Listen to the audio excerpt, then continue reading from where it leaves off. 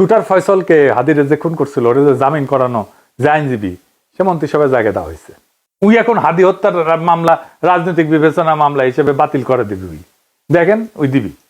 এই ছবিটা দেখেন, এই যে কাফন মোড়ানো যে লাশটা দেখিচ্ছেন না, ওর নাম তানজিল জাহান তামিম। চুয়েট থেকে পড়াশোনা করছিল, ইঞ্জিনিয়ার, দীপ্ত টিভিতে কাজ করতো। তারা একটা জমির মালিক ছিল, তামিমের পরিবার। সেই জমির উপরে ডেভেলপার দিয়ে একটা ভবন নির্মাণ করে 9 তলা। ওই ভবনে 27টা ফ্ল্যাট ছিল। প্রত্যেক জমির মালিককে 5টা করে ফ্ল্যাট দেওয়ার কথা ছিল। 3 জন মালিক ছিল, মানে 3 5 15টা ফ্ল্যাট। কিন্তু জমির মালিক এই নিহত তামিমের বাবাকে 2টা ফ্ল্যাট দেয় মাত্র, যেখানে তার 5টা পাওয়ার কথা ছিল। 3টা ফ্ল্যাট মেরে দিছে। এই নিয়ে ঝামেলা হয়। 10ই অক্টোবর 2024 20-25 জন ডেভেলপার কোম্পানির দুর্বৃত্ত সিসি ক্যামেরা ভেঙ্গা তানজিলের উপরে হামলা চালায়। গুরুতর আহত অবস্থায় দেওয়া হলে চিকিৎসক তাকে মৃত ঘোষণা করে। এই খুনে ডেভেলপার কোম্পানির নাম জানেন? এর নাম প্লেজেন্ট প্রপার্টি। এই কোম্পানি মালিককে জানেন? শেখ রবিউল আলম রবি।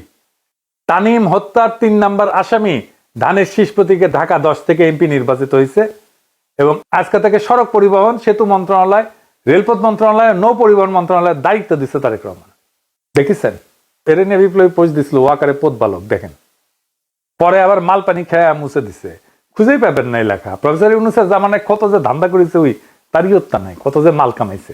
যাই হোক, শহীদ প্রেসিডেন্ট জিয়াউর রহমানের খুনি জেনারেল এরশাদের পুরা সময় জুড়ে যে বাটপাট্টা উপপ্রধানমন্ত্রী ছিল, চক্ষু বিশেষজ্ঞ ডাক্তার এম এ মতিন, তার পোলা মুহিত হয়েছে তারেক রহমানের প্রতিমন্ত্রী।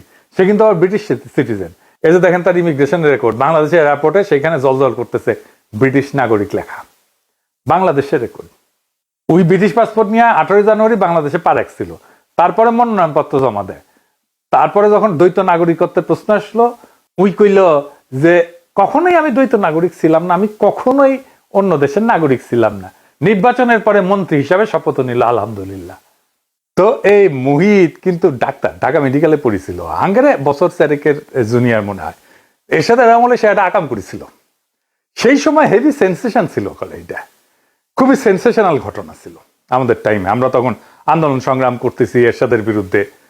বাপি শাহরিয়ার বলে এক তরুণ ছড়া কাটছিল।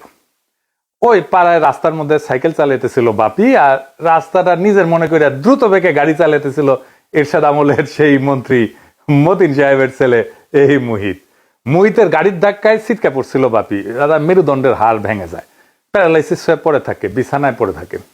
অবর্ণনীয় কষ্টে ভুগছে বাপি শাহরিয়ার, বিচার পায় নাই, চিকিৎসাও পায় নাই।